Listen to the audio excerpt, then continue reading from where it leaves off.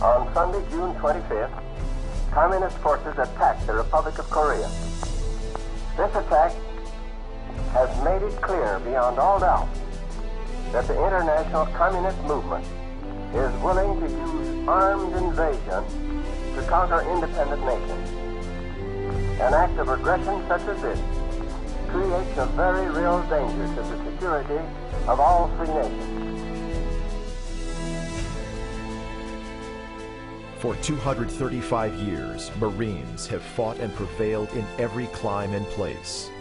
From the wheat fields of Belleau Wood to the coral island of Peleliu, from the hills around Pusan and the steamy jungles of Vietnam to the deserts of Iraq and the river valleys of Afghanistan, there is one breed of warrior that has succeeded in the face of hardship and adversity: the United States Marine.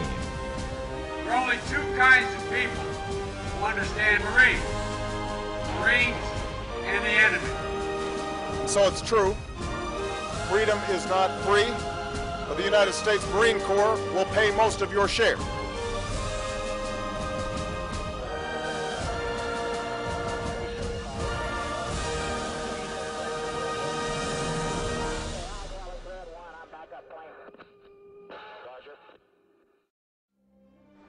"60 years ago, the Korean War began and the Marine Corps waged one of the most savage campaigns in our history, the Battle at the Chosin Reservoir.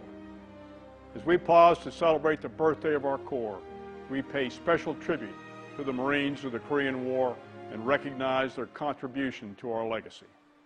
Throughout the history of our Corps, United States Marines have operated from sea to shore and beyond.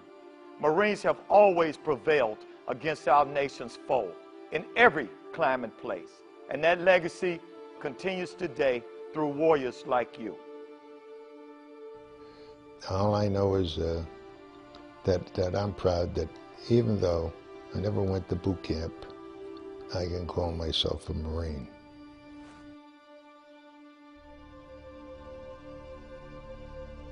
Some of these reservists coming in, some of them were corporals, but none of them had been through boot camp. And this is where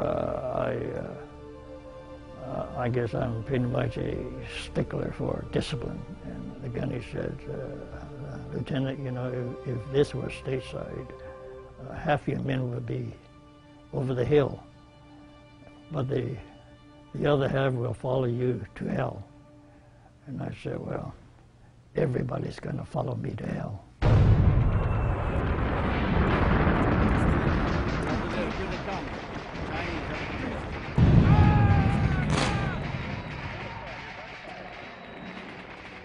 The constants of the cold. I mean, it was always with you. You never got warm. Not only cold, but it was scary. Scary cold when you can't see anything through the snow, but you know they're there. I could tell that something was going to happen. I just had a feeling. The 27th of November is when they first hit. They had like 100 and some thousand Chinese came in to wipe out the 1st Marine Division. Chinese attacked us, came across the field. Infantry units attacked us with small arms. We're overrun every day and every night, but we held them back. The guys were coming off the hill and there were bodies all over the place and the snow was blood red and it was freezing cold. It was so cold. I would say that the cold was a blessing to me because I was wounded in so many different places. I would have bled to death had it not been for the cold coagulating the blood. My impression about the Marines, I mean, they did a darn good job. You know, we came out of there 70-some miles walking and bringing our equipment and majority of our dead and wounded.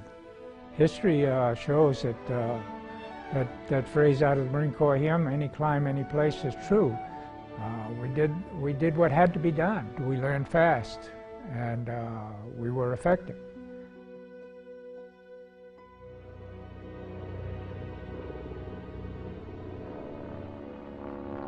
Supported by Marine Air, the 1st Marine Division fought their way from the Chosin Reservoir some 78 miles south to the port of Hungnam.